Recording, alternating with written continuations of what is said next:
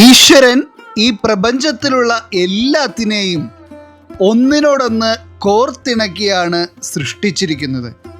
അപ്രകാരം നോക്കുമ്പോൾ നമ്മുടെ എല്ലാം വീടുകളിലേക്ക് പലതരത്തിലുള്ള ജീവികളും വന്ന് കയറാറുണ്ട്. എന്നാൽ ഇതിൽ ചിലതൊക്കെ പ്രകൃതി നമ്മൾക്ക് നൽകുന്ന ഒരു സൂചനയാണ്. ചില അനർത്ഥങ്ങളിൽ നിന്നും ദോഷകരമായ കാര്യങ്ങളിൽ നിന്നുമൊക്കെ നമ്മളെ രക്ഷിക്കുവാനായി തന്നെയാണ് പ്രകൃതി ഒരു സൂചന നമ്മളിലേക്ക് നൽകുന്നത്. അത് മറ്റൊന്നുമല്ല, ചില ജീവികൾ നമ്മുടെ വീടുകളിലേക്ക് വന്നു കയറുമ്പോൾ അത് നൽകുന്നത് വളരെ വലിയ സൂചനകളാണ്. ഇതിൽ ചില ജീവികൾ അറിയപ്പെടുന്നത് തന്നെ കാലനയിക്കുന്ന ജീവികൾ ആയിട്ടാണ്. അപ്രകാരം ഒരു വീട്ടിലേക്ക് ജീവന് വരെ അപകടമാകുന്ന തരത്തിലുള്ള അനർത്ഥങ്ങൾ വരുന്നതിന് മുൻപും, അതല്ല എന്നുണ്ടെങ്കിൽ ജീവഹാനിക്ക് തുല്യമായ ദോഷകരമായ കാര്യങ്ങൾ വരുന്നതിന് മുൻപും ഒക്കെയായി വന്നു കയറുന്ന ജീവികളെ പറ്റിയാണ് ഇന്നത്തെ അധ്യായത്തിൽ നാം പരാമർശിക്കുന്നത്. എല്ലാവർക്കും ഇന്നത്തെ അധ്യായത്തിലേക്ക് സ്വാഗതം. അപ്പോൾ ഞാൻ ഇന്നത്തെ അധ്യായത്തിൽ പറയുവാൻ പോകുന്ന ഏതെങ്കിലും ജീവികൾ നിങ്ങളുടെ വീടുകളിൽ വരുന്നുണ്ടെങ്കിൽ നിങ്ങൾ ഇത് ഒരു കാരണവശാലും നിസ്സാരമായി കാണുവാൻ പാടില്ല. ഇത് പല ആളുകളുടെയും അനുഭവങ്ങളിൽ നിന്ന് തന്നെ തെളിയിക്കപ്പെട്ടിട്ടുള്ള കാര്യങ്ങളാണ്. അതിനാൽ ഈ അധ്യായം കാണുന്ന ആർക്കെങ്കിലും ഇതിൽ പറയുന്ന അനുഭവങ്ങൾ എന്തെങ്കിലും ഉണ്ടെങ്കിൽ തീർച്ചയായും നിങ്ങൾ എഴുതി അറിയിക്കുക. അപ്രകാരം നോക്കുമ്പോൾ നിങ്ങളുടെ വീടുകളിലേക്ക് ഒരു കഷ്ടകാലം വരുന്നതിന് മുൻപായി വന്നു കയറുന്ന ആദ്യത്തെ ജീവിയാണ് അരണ എന്ന് പറയുന്നത്. അരണ വീടിനുള്ളിലേക്ക് പ്രവേശിച്ചിട്ടുണ്ട് എങ്കിൽ ഇത്രയേറെ ദുർസൂചന നൽകുന്ന മറ്റൊരു ജീവിയില്ല എന്ന് തന്നെ പറയേണ്ടി വരും. ഇങ്ങനെ നിങ്ങളുടെ വീട്ടിലേക്ക് അരണ വന്നു കയറിയിട്ടുണ്ടെങ്കിൽ ഉടനെ തന്നെ നിങ്ങളുടെ വീട്ടിൽ ഒരു മനപ്രയാസത്തിന് കാരണമാകുന്ന തരത്തിലുള്ള ഒരു കാര്യം സംഭവിക്കുവാൻ പോകുന്നു എന്നുള്ളതാണ് നിങ്ങൾ മനസ്സിലാക്കേണ്ടത്. അത് എന്തെങ്കിലും തരത്തിലുള്ള കടുത്ത രോഗമാകാം, അതല്ല എന്നുണ്ടെങ്കിൽ നിങ്ങളുടെ സാമ്പത്തിക തകർച്ചയാകാം, അതുപോലെ തന്നെ എന്തെങ്കിലും തരത്തിലുള്ള അപകടങ്ങളുമാകാം, എന്തുമാകാം. അത് നിങ്ങളുടെ കുടുംബത്തെ തന്നെ തകർത്ത് തരിപ്പണമാക്കുവാൻ ശക്തിയുള്ള തരത്തിലുള്ളതാണ് എന്ന വസ്തുത മാത്രം നിങ്ങൾ മനസ്സിലാക്കിയിരിക്കുക. ഇങ്ങനെ നിങ്ങളുടെ വീടുകളിൽ അരണ വന്നു കയറിയിട്ടുണ്ടെങ്കിൽ അവയെ വീട്ടിൽ നിന്ന് പുറത്താക്കിയതിന് ശേഷം അരണ കയറിയ ഭാഗത്ത് മഞ്ഞൾ വെള്ളം തളിക്കുവാൻ നിങ്ങൾ പ്രത്യേകം ശ്രദ്ധിക്കുക. ഇപ്രകാരം നിങ്ങൾ ചെയ്തിട്ടുണ്ടെങ്കിൽ ദോഷത്തിൽ നിന്ന് ഒരു മുക്തി നേടുവാൻ നിങ്ങൾക്ക് കഴിയും. ഇനി രണ്ടാമതായി, നിങ്ങളുടെ വീടുകളിലേക്ക് എന്തെങ്കിലും തരത്തിലുള്ള അനർത്ഥങ്ങളും ദോഷങ്ങളുമൊക്കെ വരുന്നതിന് മുൻപായി വന്നു കയറുന്ന ഒരു ജീവിയാണ് കരിമ്പൂച്ച. കരിമഷിയുടെ കറുപ്പായിരിക്കും അവയ്ക്ക്. കണ്ടാൽ തന്നെ ഒരു പേടി തോന്നുന്ന രൂപമായിരിക്കും. ഈ കറുത്ത പൂച്ചകളെ കാലൻ പൂച്ച എന്നും പറയാറുണ്ട്. ഇത്തരത്തിലുള്ള കറുത്ത നിറമുള്ള പൂച്ചകൾ നിങ്ങളുടെ വീടുകളിൽ വന്ന് കയറിയിട്ടുണ്ടെങ്കിൽ അത് നിങ്ങളുടെ മനസ്സിനെ ആഴത്തിൽ മുറിവേൽപ്പിക്കുന്ന തരത്തിലുള്ള എന്തോ ഒരു കാര്യം ഉടൻ തന്നെ നിങ്ങളുടെ ഭവനങ്ങളിൽ നടക്കുമെന്നുള്ളതാണ് സൂചിപ്പിക്കുന്നത്. ഇത് അതീവ ദോഷകരമായിട്ടുള്ള ഒരു സൂചനയാണ്. ഇപ്രകാരം കറുത്ത പൂച്ചകൾ നിങ്ങളുടെ വീടുകളിൽ വന്ന് കയറിയിട്ടുണ്ടെങ്കിൽ അവയെ വീട്ടിൽ നിന്ന് ഓടിച്ചു വിട്ടതിന് ശേഷം നിങ്ങൾ അടുത്തുള്ള ശിവക്ഷേത്രത്തിൽ പോയി വീട്ടിലുള്ള എല്ലാ അംഗങ്ങൾക്കും വേണ്ടി എല്ലാവരുടെയും പേരും നാളും പറഞ്ഞ് മൃത്യുഞ്ജയ പുഷ്പാഞ്ജലി കഴിപ്പിക്കുക. ഇനി മൂന്നാമതായി, നിങ്ങളുടെ ഭവനങ്ങളിലേക്ക് അതീവ ദോഷകരമായിട്ടുള്ള സൂചനയായി വന്നു കയറുന്ന ഒരു ജീവിയാണ് നിശാശലഭം അഥവാ കാലൻ ശലഭം എന്നറിയപ്പെടുന്ന ശലഭങ്ങൾ. ഇവ തുടർച്ചയായി നിങ്ങളുടെ ഭവനങ്ങളിൽ വന്നിട്ടുണ്ടെങ്കിൽ ഇത് അതീവ ദോഷകരമായിട്ടുള്ള ഒരു സൂചനയാണ്. പ്രത്യേകിച്ച് നിങ്ങൾ സന്ധ്യാസമയങ്ങളിൽ വിളക്ക് തെളിയിച്ച് പ്രാർത്ഥിക്കുമ്പോൾ ഇവ ആ തിരി തെളിഞ്ഞു നിൽക്കുന്ന വിളക്കിന് ചുറ്റും പറക്കുകയോ ആ വിളക്കിലെ തീനാളങ്ങൾക്കുള്ളിൽപ്പെട്ട് ചാമ്പലാവുകയോ ഒക്കെ ചെയ്യുന്നത് ആ ഭവനത്തിലുള്ളവരുടെ ജീവന് വരെ ആപത്താവുന്ന തരത്തിലുള്ള അപകടങ്ങളെയാണ് സൂചിപ്പിക്കുന്നത്. ഇങ്ങനെ നിങ്ങളുടെ ഭവനങ്ങളിൽ ഈ ഒരു നിശാശലഭം വന്നിട്ടുണ്ടെങ്കിൽ നിങ്ങൾ അവയെ വീട്ടിൽ നിന്ന് പുറത്താക്കിയതിനു ശേഷം മഞ്ഞൾ വെള്ളം തളിച്ച് വീട് ശുദ്ധീകരിക്കുക.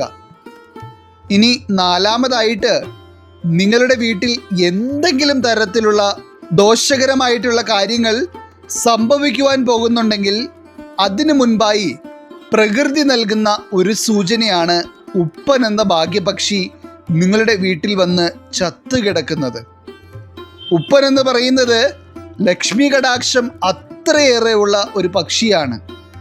അവ ചത്തുകിടക്കുന്നത് കണ്ടിട്ടുള്ളവർ ചുരുക്കമായിരിക്കും. എന്നാൽ ഇത് നിങ്ങളുടെ വീട്ടിൽ സംഭവിച്ചിട്ടുണ്ടെങ്കിൽ നിങ്ങളുടെ ഭവനത്തിൽ ലക്ഷ്മി ദേവിക്ക് പകരം മൂദേവിയാണ് വസിക്കുന്നത് എന്നുള്ളതാണ് ഇത് സൂചിപ്പിക്കുന്നത്. അവ ചത്തുകിടക്കുന്നത് കണ്ടിട്ടുള്ളവർ ചുരുക്കമായിരിക്കും. എന്നാൽ ഇത് നിങ്ങളുടെ വീട്ടിൽ സംഭവിച്ചിട്ടുണ്ടെങ്കിൽ നിങ്ങളുടെ ഭവനത്തിൽ ലക്ഷ്മി ദേവിക്ക് പകരം മൂദേവിയാണ് വസിക്കുന്നത് എന്നുള്ളതാണ് ഇത് സൂചിപ്പിക്കുന്നത്.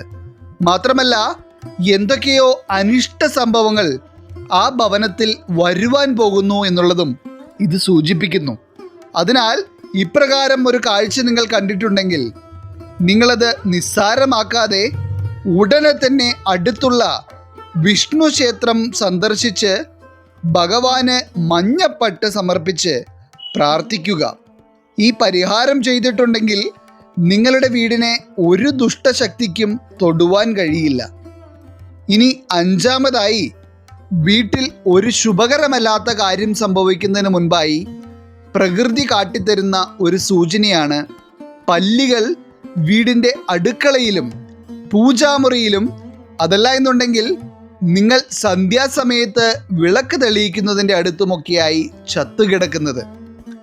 ഇത് എത്രത്തോളം ദോഷകരമാണ് എന്നുള്ളത് പറഞ്ഞറിയിക്കുവാൻ കഴിയില്ല. ജീവിതത്തിൽ ഇത് അനുഭവത്തിലുള്ളവരാണ് നിങ്ങളെങ്കിൽ നിങ്ങൾക്കറിയാം ഇതിൻ്റെ ഫലം അച്ചിട്ടാണ്. ഇപ്രകാരം ഒരു കാഴ്ച നിങ്ങൾ കണ്ടിട്ടുണ്ടെങ്കിൽ മാനസിക സമ്മർദ്ദം ഉളവാക്കുന്ന, അല്ല എന്നുണ്ടെങ്കിൽ മനസ്സിനെ വിഷമിപ്പിക്കുന്ന തരത്തിലുള്ള ഒരു കാര്യം ആ ഭവനത്തിൽ നടക്കും.